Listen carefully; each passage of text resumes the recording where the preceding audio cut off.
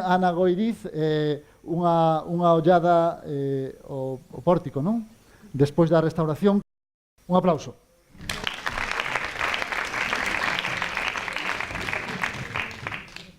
Quero simplemente dar as grazas ao Vicerreitorado por pensar que eu podía aportar algo a esta sesión. Debo confiarvos que o Pórtico da Gloria non é unha das miñas liñas de investigación, pero dende o Vicerreitorado tenían especial interese en que se tratara o tema e, polo tanto, aquí tenemos unha visión do Pórtico da Gloria despois da súa restauración. Obviamente, é un tema de actualidade. É un tema de actualidade a raíz do proxecto de restauración das pinturas do pórtico que levou a cabo a Fundación Barrié dende o ano 2009 hasta a actualidade. Un proxecto tremendamente ambicioso e que supuso máis de 400 millóns de euros.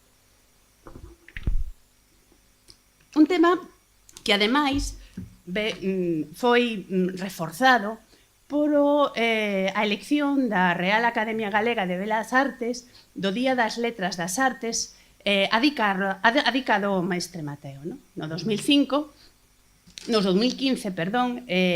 empezáronse a facer unha serie de organizar unha serie de eventos que tiñan que ver con a posta en valor e a difusión do Mestre Mateo. Un dos poucos arquitectos, escultores da Idade Media, do cal temos o nome e a data das súas obras.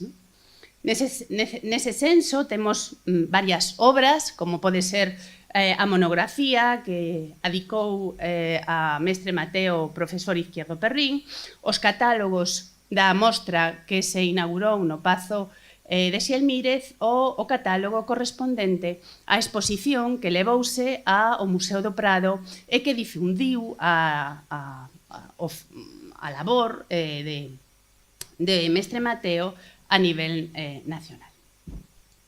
O tema aínda adquiriu máis actualidade a partir do momento en que se anunciou a apertura do Pórtico da Gloria despois da restauración. E foi nese momento cando empezaron a surxir nos xornais, nas televisións, o tema das grandes colas en torno ao Pórtico da Gloria e a restauración que levarase a cabo e que, obviamente, cambiaba a visión que tiñamos da obra. Temos que ter en conta que o pórtico leva 800 anos e non se moveu dai. 800 anos no que a percepción da arte foi mudando, foi cambiando, hasta a que temos hoxe. En ese proceso, hubo momentos de esquecemento para o pórtico, onde era simplemente un máis dos elementos que configuraban a Catedral de Santiago. Obviamente, o pórtico todos o percibimos ou todos o vemos como si fora unha obra escultórica, pero, en realidade, é unha obra enxeñeril. Unha das características da Catedral de Santiago é o emplazamento. Un emplazamento onde hai unha importante diferencia de cota entre a zona onde está a Capela Maior e a zona que está o Pórtico da Gloria. A maneira de salvar esa importante diferencia de altura foi con a construción de toda unha cripta, un pórtico e unha tribuna que permitira mostrar a nova fachada da catedral, a fachada principal. Aí tedes un pouco as fases construtivas da mesma, arrancando no ano 1077 e rematándose en torno ao ano 1211, que é a data da consagración da catedral. Aquí temos unha reconstrucción virtual, máis ou menos, de como sería a catedral románica, e aquí vemos esa diferencia de cota, esa diferencia de altura que leva á necesidade de levantar toda unha estrutura arquitectónica moi importante. Esta sería a reconstrucción da fachada románica, onde podemos ver o que se corresponde ca zona da cripta, a zona do Pórtico da Gloria e a zona da tribuna.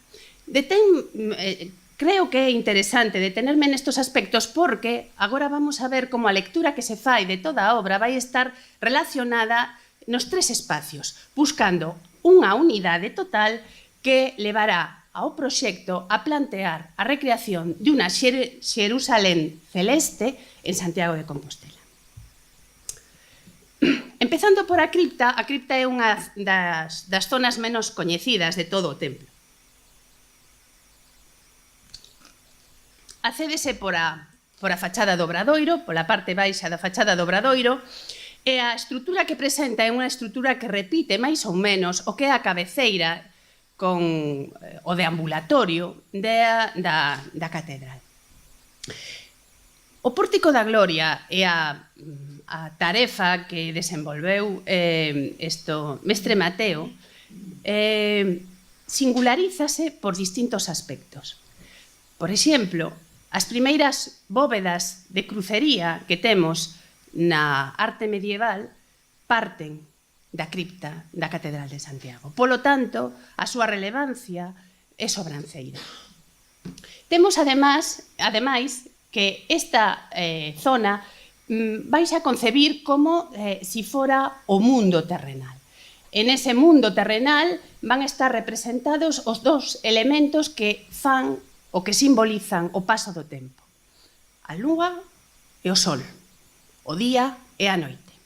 Pero sobre este espacio terrenal vaise dispoñer un segundo nivel que todos coñecemos, o pórtico, do que volveremos a falar despois, pero que se concibe como o triunfo da redención da humanidade que neste lugar especial, no lugar de peregrinación, o lugar de chegada dos peregrinos, vai a ter unha simboloxía moi especial. E, por último, estaría a zona da tribuna, que se abre a nave da iglesia, que ten un carácter calado para deixar pasar a luz, e donde na súa bóveda de crucería atopamos a referencia ao Cordero Místico. O Cordero Místico que representa en certa medida o triunfo do ben sobre o mal, o triunfo do reino de Deus.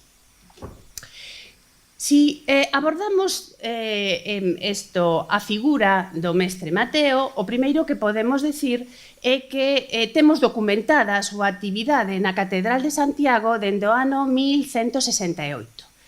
Pero, ademais, coñecemos o seu nome porque o rei Fernando II concedeu unha pensión vitalicia importante a este arquitecto polo seu traballo na propia catedral.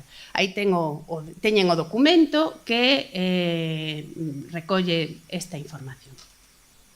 Moi poucas obras medievais teñen unha datación concreta. Eu sempre comento nas clases que se as pedras falaran, a historia sería moi diferente. Neste caso, as pedras falan. E nos dinteis do Pórtico da Gloria tenemos a inscripción que permite datar a obra no ano da encarnación do Señor no 1188, na era de 1226. Poden seguir máis ou menos, a reproducción non é moi boa, pero, bueno. Nese momento, no ano 1188, cando se van a colocar os dinteis sobre os que se dispón o tímpano do arco central. E, ademais, se recolle o nome do artífice, o nome do mestre que leva a cabo tal construcción. Analizando un pouco, intentando recoller aspectos ou termos dos que vou a falar, podemos simplificar toda esta obra que temos delante atendendo a unha serie de elementos como son as basas, as columnas, o parteluz, que sería este elemento que se dispón para o apoio do dintel, as estatuas columnas, que son casi exentas, o grande elemento do tímpano, e as arquivoltas, características do románico e que logo manteránse no gótico e que van a ter unha profusa decoración, como vamos a ver. Sempre cando se fala do arte románico, da arte románica, se dice que é un estilo onde falta moitas veces a expresividade e o realismo. E temos un dos exemplos no tímpano da Epifanía, na adoración dos reis, que está no Museo da Catedral, donde tanto a Virxe, o neno, os magos que aparecen no entorno apenas xesticulan e apenas manteñen relacións, interactúan, como decimos agora, os diferentes personaxes. Sin embargo, no Pórtico da Gloria, esta máxima ou esta característica rómpese. É certo que para moitos autores é porque estamos falando dunha obra avanzada do románico, mais, algúns falan da primeira obra do gótico. Pero, en calqueira caso, o análise das figuras e das representacións nos hablan de esa conexión dos persoaxes, que leva, por exemplo, o profesor Moralejo a falar de que non só estamos ante pedras, sino tamén ante a representación da alma dos persoeiros que aparecen recollidos. Hai elementos que, se me permiten, poderíamos falar, entre aspas, de expresionismo, como pode ser a representación dos demos que comen as cabezas e os corpos dos condeados. Nese sentido, hai unha continua, hai unha fala no pórtico. Os personaxes están a conectarse uns con outros, están a transmitir, están, en definitiva, a mezclar a vida, a pedra, a alma, para transmitir unha mensaxe, como veremos despois. Aquí temos algúns dos anciáns músicos da arquivolta central do pórtico. Se analizamos un pouco o programa iconográfico fundamental para entender a obra, podemos comenzar o percorrido por o arco da esquerda, que representa o nimbo, o momento que se recolle no credo cando Cristo, despois de morto, descende aos infernos.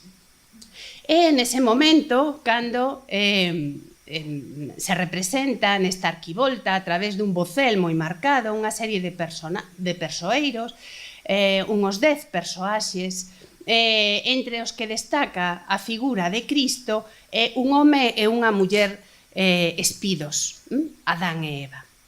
Sería a representación tamén do pueblo xudeo antes do momento do xuizo.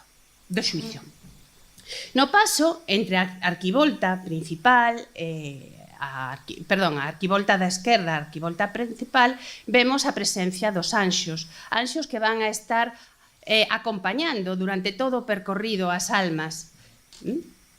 Frente a ese descenso, o nimbo, estaría a representación do xuizo final. Para elo, escollen a arquivolta da dereita. Nela vemos dous persoaxes na clave do arco, sería a imaxe de Cristo e a imaxe do arcanxo San Miguel. E a esquerda tedes os salvados e a dereita os condeados, donde aparecen as referencias aos demos e aos diferentes pecados, algúns dos pecados capitales que son perfectamente recollidos e con moitísima expresividade plasmados. Aquí temos, por exemplo, o pecado do glotón, que está coa empanada, pero que, se os fixades, ten unha serpe no seu pescozo e cando quere abrir a boca para comer, non pode. Outro caso similar sería o do bebedor, que está boca abaixo e que tampouco pode tirar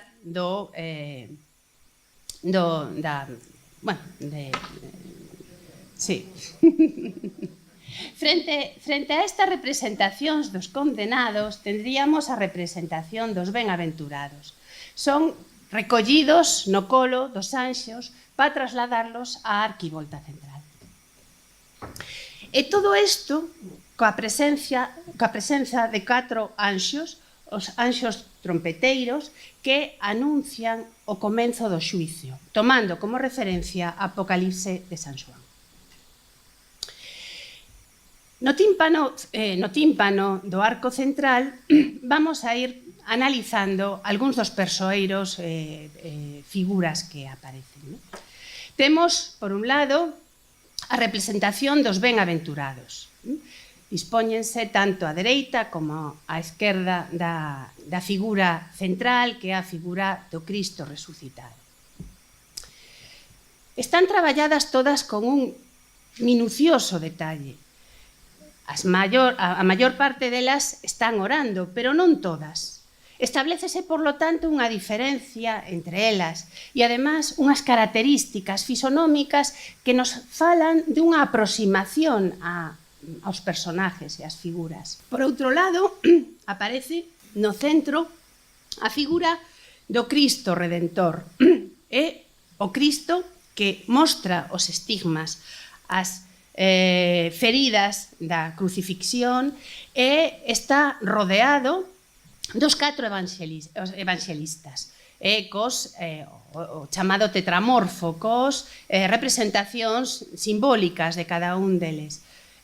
San Xoán, San Marcos, San Lucas e San Mateo. Ademais, é unha escena de glorificación. Por qué? Porque xunto á figura de Cristo aparecen os anxos cos incensarios, demostrando ese triunfo xa na gloria. Aquí temos algunhas imaxes e detalles, estos antes do proceso de limpeza e de restauración, e aquí xa nunha fase avanzada do mesmo.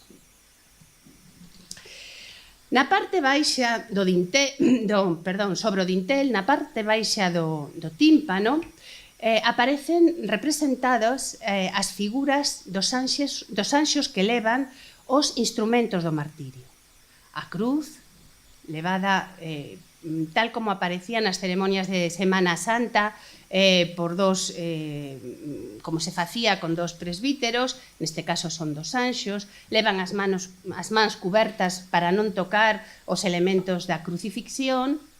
Estaría tamén a coroa de espinas, a lanza, a filactelia con a condea do reo, a esponxa para o vinagre, aquí a xerra do vinagre. Temos, polo tanto, a representación dos instrumentos da paixón. Ademais, esta glorificación da figura de Cristo vai a estar apoiada e mantida por os escritos dos evanxelistas. E, polo tanto, teñen unha presencia moi importante no conxunto. A lectura remátase ca arquivolta central, onde, según o Apocalipse de San Xoán, aparecen recollidos os 24 anciáns músicos.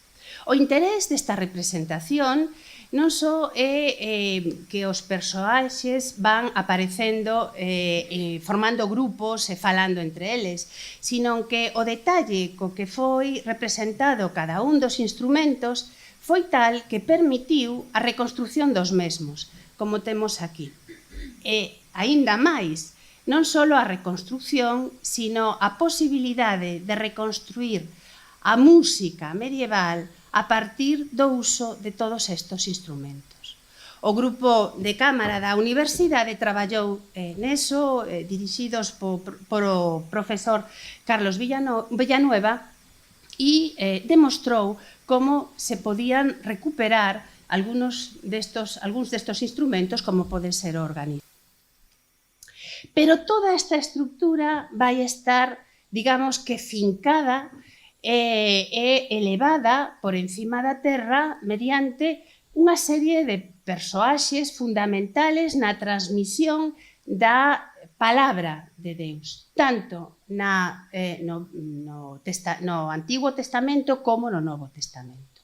E os piares sobre os que se apoia a Igrexa estarían representados por un total de 10 figuras, entre as que están na parte esquerda os profetas. Aquí estamos vendo o grupo formado por Isaías, Daniel, Xeremías e Moisés, todos eles con unha policromía espectacular despois da restauración levada a cabo, e onde ademais púdose recuperar as cartelas, as filactelias que permiten a transcripción de versículos dos seus escritos ou frases que permiten a identificación dos persoaxes. Todos eles aparecen cos pés descalzos, espidos, e, ademais, teñen a particularidade de que manteñen esa conversa entre eles. É curioso que a representación de Moisés mostra ao profeta despois do enfado cando rompe as tablas da lei. Tanto el como Isaías aparecen con este tipo de bastón, o bastón en tau, en T, en forma de T, que tamén empregará el apóstolo Santiago. Frente a eles estaría a nova lex, a nova lei. Serían a representación dos apóstolos. Antes e despois da restauración, aquí ustedes, en primeiro lugar, San Pedro, cas chaves, en segundo lugar, San Pablo, calvo, sempre aparece calvo, non levan cartela, sino que levan libro.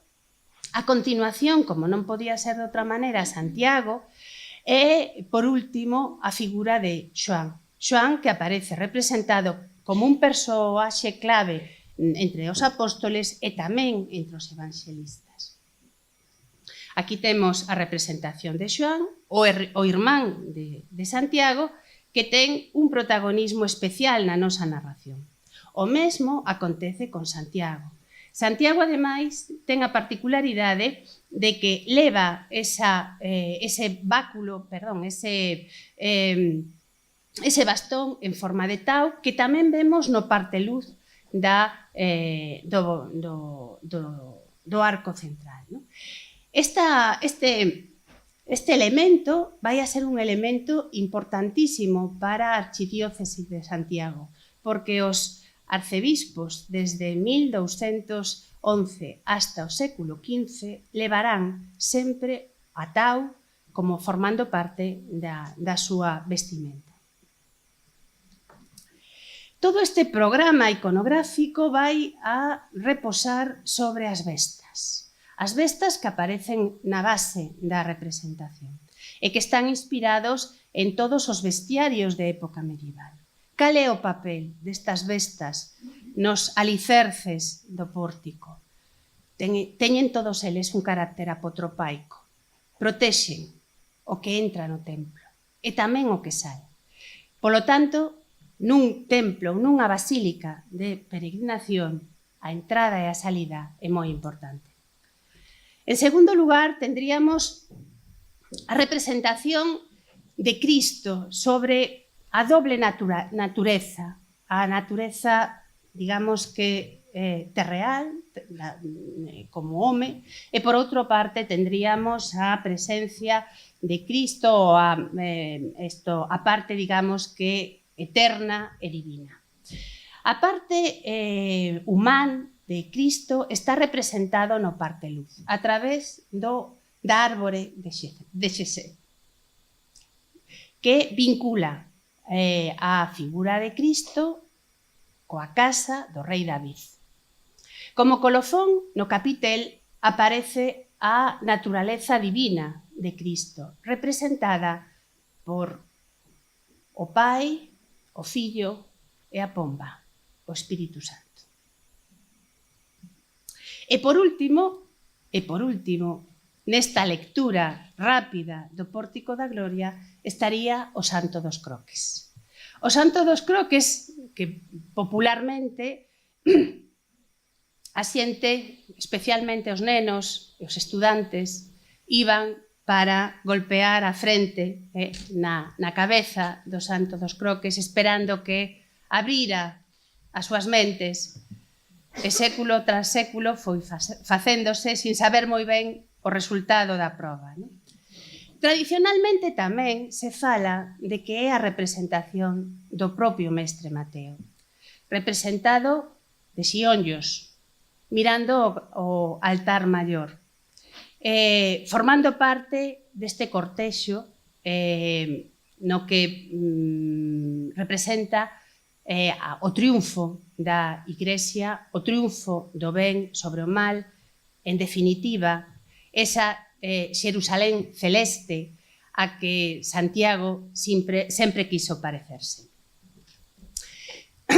No ano 2009 empeza o proxecto de restauración, que son 5 minutos, non me vou alargar máis,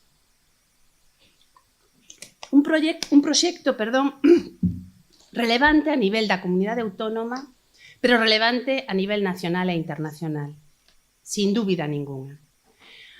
A importancia do equipo interdisciplinar que traballou coas mellores técnicas, cos máis avanzados artiluxios, permitiu un avance na investigación extraordinario que permite, a través do Pórtico da Gloria, entender moitas das pinturas e moitas dos conxuntos de escultura da época medieval en todo o occidente europeo.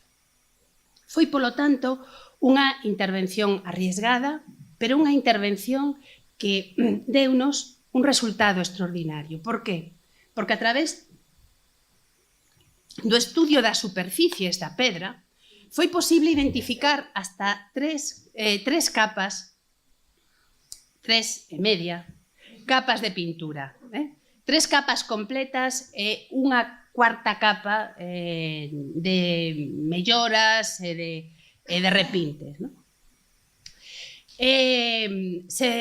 Foi posible estudar a composición de cada un dos pigmentos mediante análisis químicos que deu como resultado poder establecer as diferenzas máis importantes entre as distintas fases existentes. O resultado é un resultado espectacular. Este sería o aspecto do pórtico máis ou menos en 1211, onde o lapislázuli que se emprega nos azuis brilla con unha forza extraordinaria. A partir deste momento, xa o sabíamos, a escultura románica non é unha escultura monocolor, é unha escultura con unha intensa policromía.